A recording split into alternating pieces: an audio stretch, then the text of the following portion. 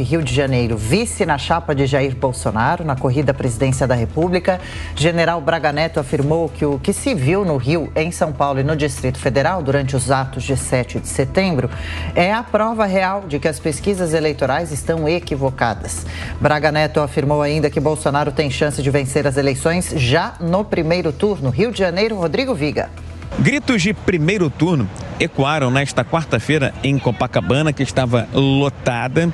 Estimativas extraoficiais apontaram para cerca de 1 milhão de pessoas que participaram de um ato político e das celebrações em torno do bicentenário da independência do Brasil.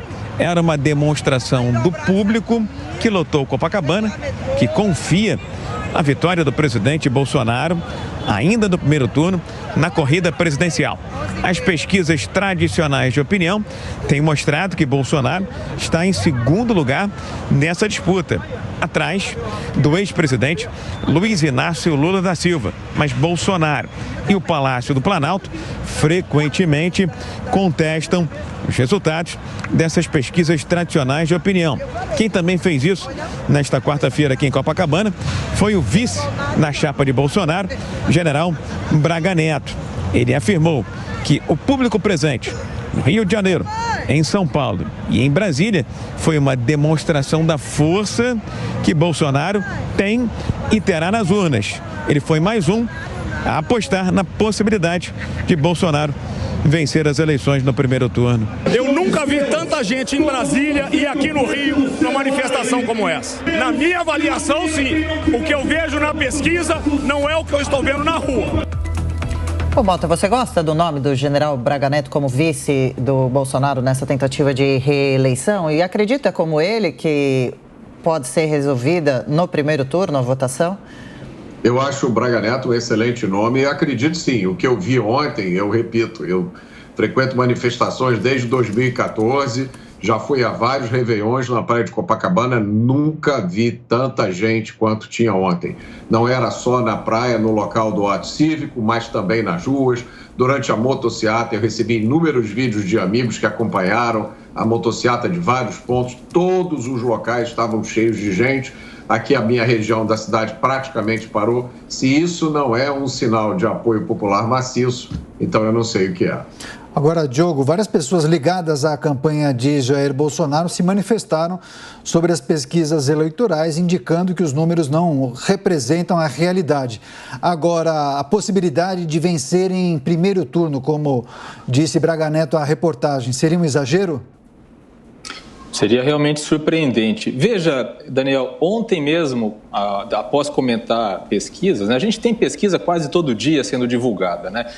Ao comentar uma dessas pesquisas, eu ouvi uma explicação, um argumento de que as pesquisas, se forem levadas a sério, então não precisaria nem fazer eleição, já está definido. Bom, não é bem assim, né? As pesquisas servem para tirar a temperatura do momento de uma campanha eleitoral. O povo nas ruas, o datapovo, como o Mota, né, gosta de falar, obviamente também é uma forma de medir a temperatura das eleições. Mas assim como as pesquisas não definem a eleição, o datapovo ou a quantidade de pessoas na rua também não define as eleições, né? Então, o que isso demonstra? Demonstra que o presidente tem apoio, que é um apoio firme e que ele tem grande capacidade de mobilização. Isso sem dúvida. Agora, isso não define as eleições porque há, como a gente precisa lembrar, 156 milhões de eleitores no Brasil, né? Então, a maioria dos eleitores não vai às ruas, a maioria dos eleitores não vai às ruas nem para um nem para outro candidato. É a maioria que define, uma maioria silenciosa, que observa a campanha,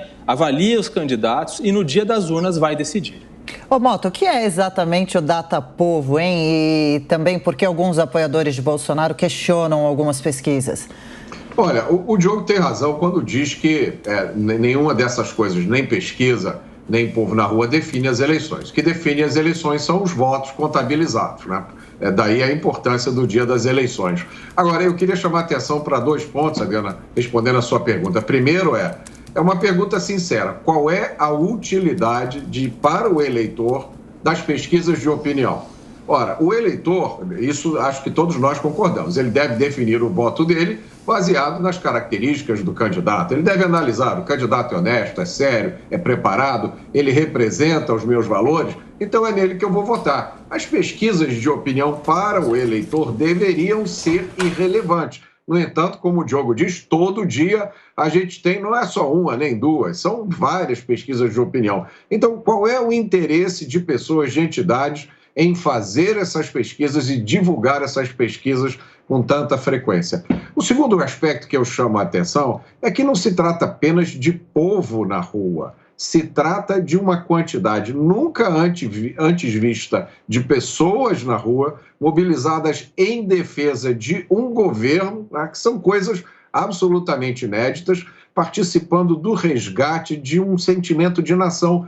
Todas essas coisas são inéditas. Não se trata apenas de colocar pessoas nas ruas, mas colocar pessoas nas ruas com a motivação certa e contrariando todas as previsões de que iam acontecer incidentes, tumultos.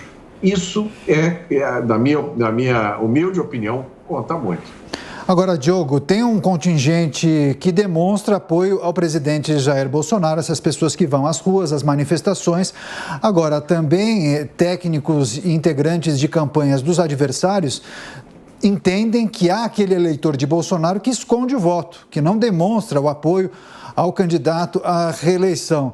Esse contingente, subestimado muitas vezes nas pesquisas, pode fazer a diferença na votação no dia das eleições propriamente?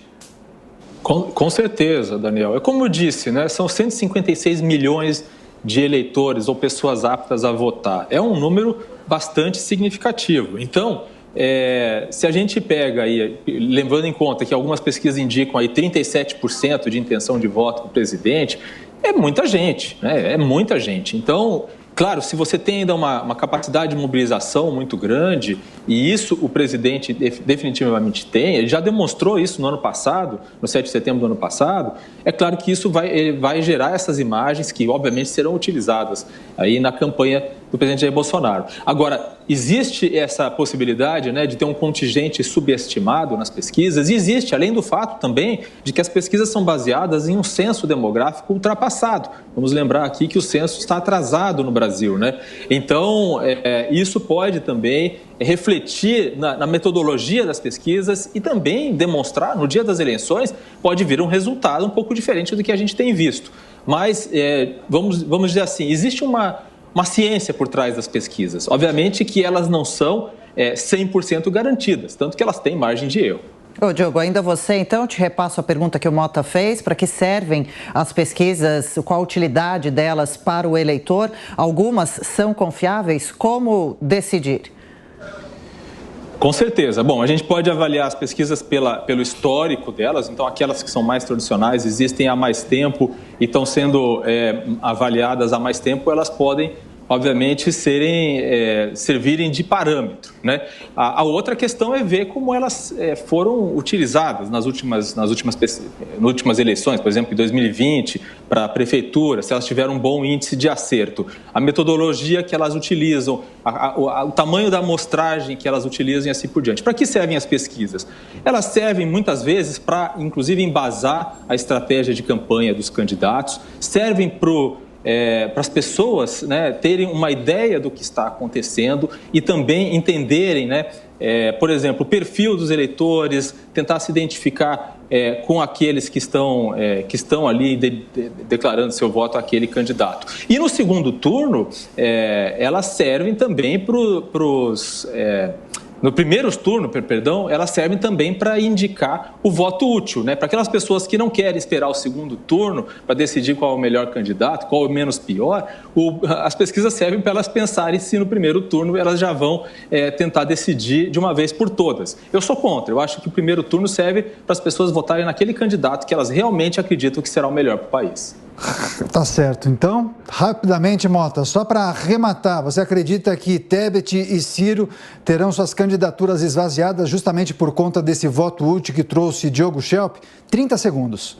Completamente, principalmente por causa das declarações que os dois deram hoje, declarações terríveis, declarações que eu diria que não são dignas de candidatos que esperam ter o voto popular. Eu acho que o Diogo respondeu muito bem, ele foi no ponto. Para que servem as pesquisas de opinião? Para influenciar o voto de quem ainda não se decidiu. Essa é a única utilidade.